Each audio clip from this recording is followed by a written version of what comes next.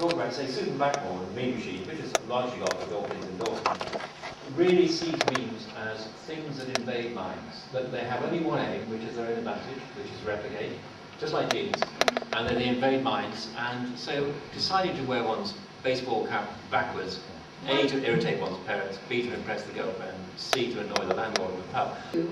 This I'm afraid goes back to something we heard here this morning when we were discussing, that a conscious decision is not something that is actually done by the body and the brain unconsciously, essentially, which is what we were saying.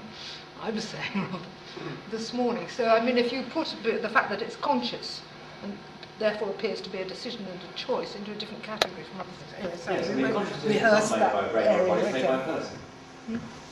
Conscious decision is made by a brain or a body, it's made by a person. You see, I disagree there. We have issues for a bit. We've covered this territory a lot. Let's go. Yeah. And Tom. I'm deeply sympathetic to your entire outlook. But one question I have is the whole issue of the difference between humans and animals goes right back before Darwinising programs. If you know the famous article in Bayle's dictionary, Rarerius, which Bayle mentions a 16th century nuncio in Prague, who wrote a book to show that animals were as clever as humans.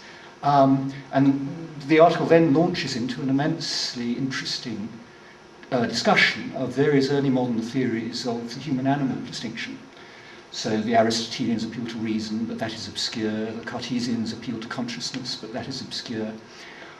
Why do you think, because I agree with you actually that the differences between humans and animals are in a sense bloody obvious, why do you think it has for so long been such a vexed problem, long before the Darwinian project? Because I mean, clearly in the early modern period the difference was seen as immensely problematic, despite being obvious. I think it's a misplaced sense of humility, curiously. The sense that it's arrogant to think we're different from the rest of creation. And when Darwin came, it gave us apparently license to be humble in this way.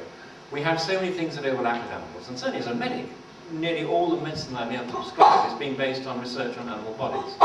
So we are carnal machines to some extent. And people feel therefore we are only carnal machines.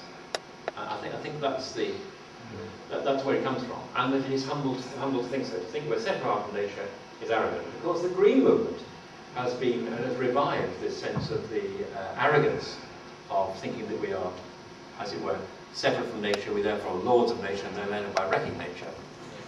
I mean, just quickly suggest an alternative way of looking at the problem, which is, I think that the existence of this problem in the early modern period shows something very interesting, which is that despite the fact that differences are at a certain level between humans and animals very obvious, the concepts we tend to use to actually express these differences are immensely problematic when it comes to actually unpacking them. Notions like consciousness and rationality are not straightforward notions. And I think a lot of the problems to do with the human-animal distinction are really expressions of massive theoretical tensions at the level of understanding certain border concepts that define the border between us. I'm sure that's absolutely right. And capturing what the fundamental, I in a book called The Explicit Animal, which I published in 1991, trying to get what the rootest difference between us. And I say that some of the other features, such as the rational animal, the political animal, the speaking animal, the promising animal, which was Nietzsche's notion, this is an animal that projects itself in time and binds its own future, the time-tabled animal, all of those things I think are manifestations of the way we make things explicit, that we have a normative sense, that we relate things to principles, so on. But so for me, being explicit is what's the difference between man and beasts. I don't know that's all that much more helpful, and it is elusive, isn't it? Yeah. And it's interesting, I know you've read Martin Kemp's Man and Beast, the representation of humans and animals in art and science. It's an absolutely brilliant book, and I strongly recommend it, which talks exactly about the fluctuation between those who thought we were like beasts and those who felt that we were utterly different from beasts. And it's a marvellous account of all that, mainly from Renaissance humanism right through to the present day. What is wrong with the idea of memes being simply induced states?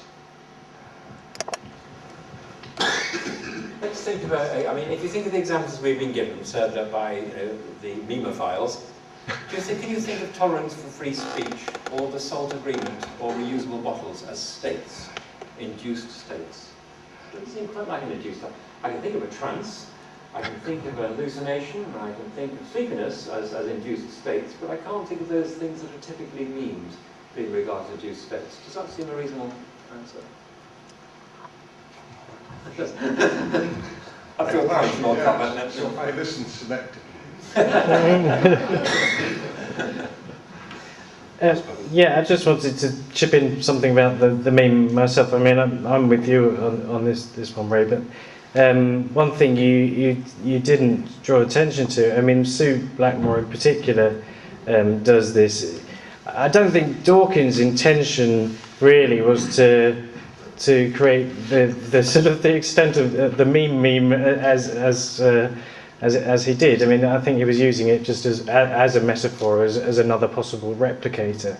However, those that then run with it, like Susan Blackmore, for example, inevitably end up with the conclusion that we're purposeless, precisely because it's sort of assumed in the first place. Because if you're trying to draw an analogy with an evolutionary process and with natural selection, then it's taken as read that it has to be purposeless, and that really misses something about ideas and about the way humans, which you alluded to, but I think that was an aspect of it that's worth exploring. I think you put your finger on why I find the idea so repugnant, because it reduces the mind and consciousness to a delirium of viral invasions of various sorts.